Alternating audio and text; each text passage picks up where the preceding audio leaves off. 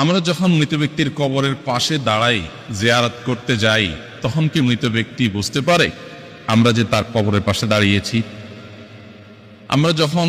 কোনো মৃত ব্যক্তির কবরের পাশে দাঁড়াই, জিয়ারত করতে যাই, সালাম পেশ করি, তখন তারা সেটা টের পান।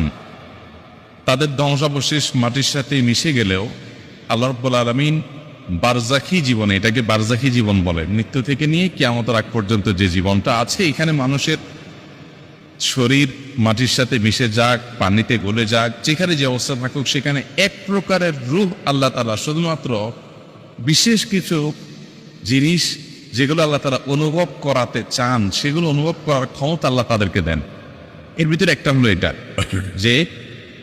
কোনো ব্যক্তি তার কবর জিয়ারত করতে গেলে, কে আসলো জিয়ারত করতে, সেটা তিনি টের পান। সালাম যখন দেন তখন সালামের জবাবও তিনি দেন, সেটা আমরা শুনতে